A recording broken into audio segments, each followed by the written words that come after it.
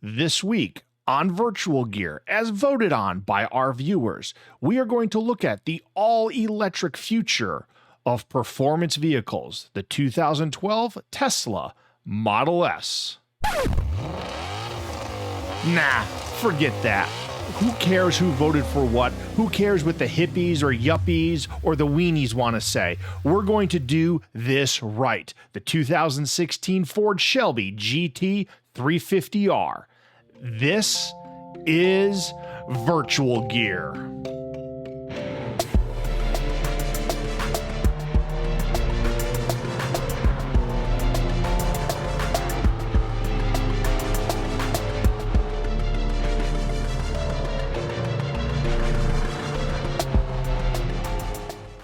First, let's get the unpleasantry that was the Tesla out of the way.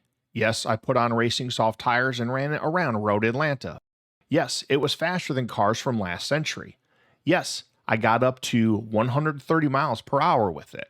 Yes, it pulled out a 1 minute 29 second best lap. No, I did not enjoy it. I did not enjoy the near silence of racing around the track. I missed hearing the gears change as I took certain corners. I missed hearing an engine rev up. When I want some steak and potatoes, I don't cook them in the microwave. I fire up the grill and do them the right way. Now, before all the equal warriors come out of the woodwork and moan that the Shelby is a gas guzzler, it's bad for the environment, that EVs are the future, or before Greta Thunberg shows up and talks about wanting her hopes and dreams back. Let's keep in mind the cost, the true carbon footprint of manufacturing EV batteries, and the fact that most electrical grids are not running on renewable or green energy sources.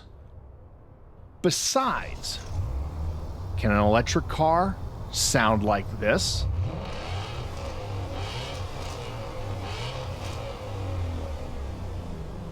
My father owned a 1984 SVO Mustang, a good car in its own right. Back in the 1980s, popular mechanics referred to it as a kind of modern-day Shelby Mustang GT350. However, the 2016 Shelby GT350 is indeed a modern-day Shelby Mustang.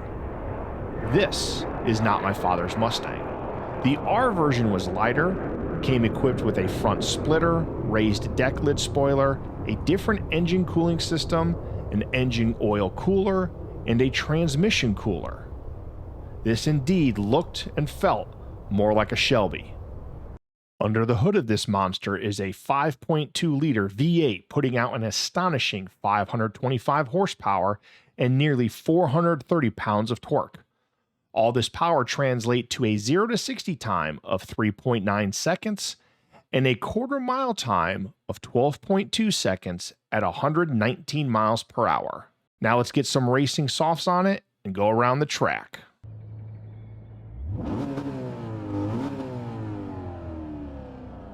Let's take a minute to talk about the interior. With a good amount of chrome and hints of color in the trim and stitching, the interior pops.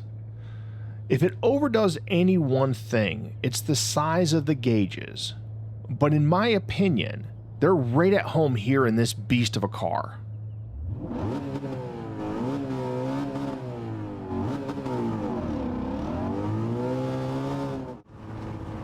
As we get ready to look at our fastest lap, I will say to begin with, the biggest issue I had with this car wasn't any of the turns, but was actually on the back straightaway.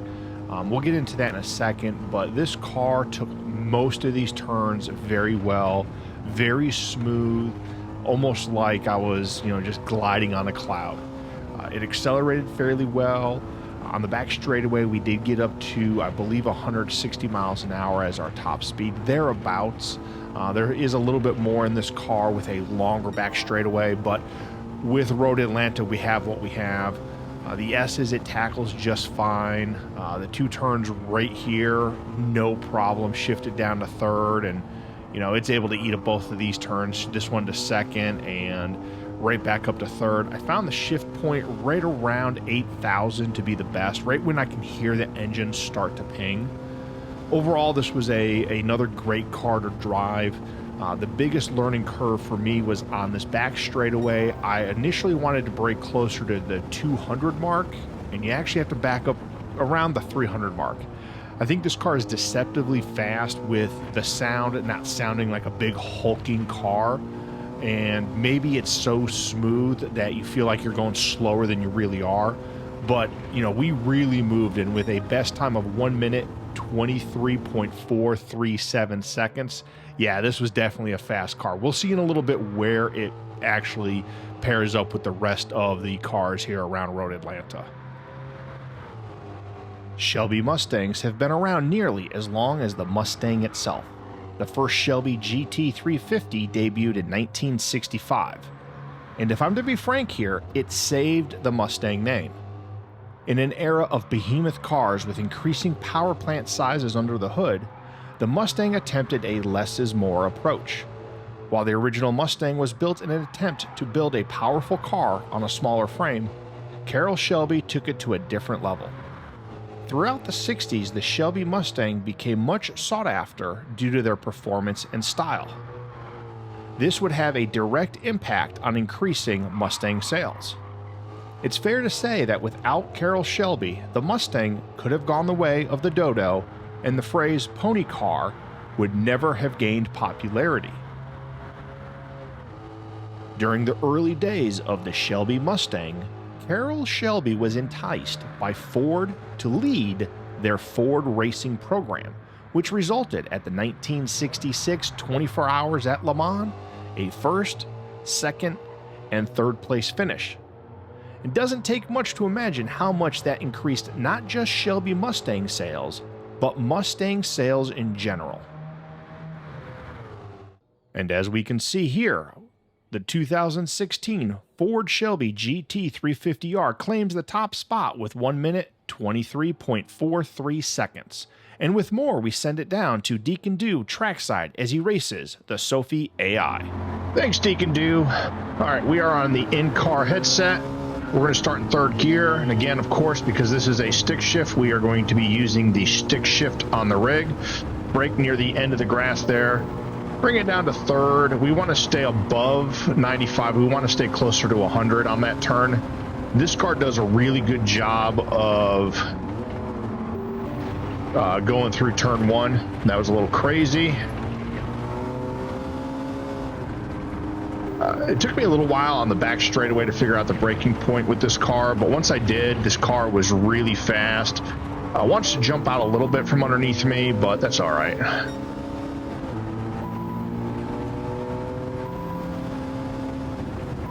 Brake at the 200 mark there. Down to third, keep it in third. Down to second here. We are going to start the back straightaway in second gear. We are shifting roughly at 8,000. This car does get up close to 160, I believe. I believe it's between 150 and 160 on the back straightaway. We will keep it in fifth and brake at the 300 mark here. Down to second, or excuse me, fourth and then second. On it just for a little bit in second. We want more RPMs out of that turn, so that we can come up the hill in third gear with a little bit more oomph than we did right there. Ooh, that was close. Brake at the end of the grass. Bring it down to about 100. Maybe 95. Ooh, that was close. Just barely staying off that McLaren. This McLaren gets to get out of my way. Usually I'm finishing between fourth and second place, somewhere in that neighborhood. This feels good so far. We have an opportunity at first. It's going to be tough. I don't know why I shifted up to fourth, or excuse me, up to fifth there. May have overdrove that turn just a little bit. That Bugatti, I think, is going to have a run on me, possibly. We're going to, yep, there goes the Bugatti. Like I'm standing still almost, huh?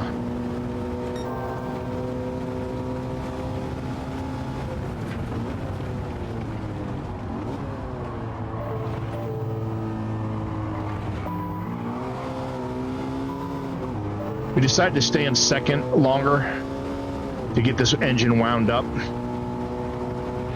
We got to get some space on the Bugatti or it's going to smoke me in the back straightaway. Probably coming down a little bit too much there, but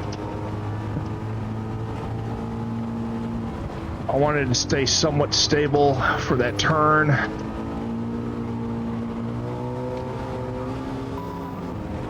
Oh, nope.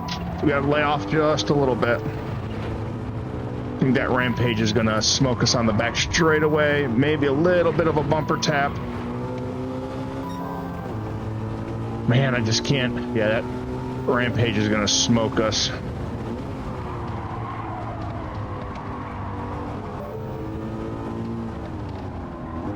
I drove that turn way too deep, trying to get past him. So now we have to worry about the Corvette or the Bugatti passing us. That Rampage is gone. I'm not catching it.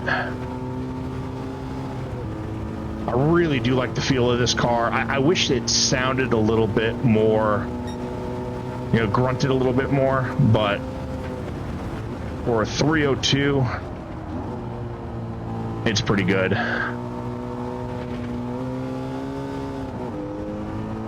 And we will check with Deacon Do in the studio to see how close we got to our best overall race time. But we finished in second after starting, I believe 11th is where we start, so I will take that. Felt good. A lot better than if we decided to run the Tesla around here. I'm glad we didn't. I would have hated that. You know what? Oh, it's going to be close, but I think Deacon Do in the studio can tell us, but I think that the Dodge Viper from last week had a better race time. So anyways, back to you in the studio, Deacon Do. Thanks, Deacon Do. So while the Ford Shelby GT350R did claim the best single lap time, the total time of the Sophy race at 4 minutes 23 seconds puts it 2.8 seconds behind last week's Dodge Viper SRT 10 Coupe. Earlier in the episode, I mentioned how at the time in the mid-80s, Popular Mechanics compared the SVO Mustang to the Shelby GT350s from the 60s and whatnot.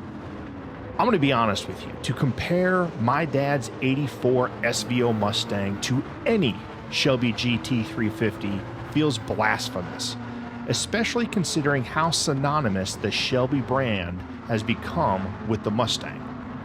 The 2016 Shelby GT350R, however, feels like a true successor to the Shelby Mustangs of old.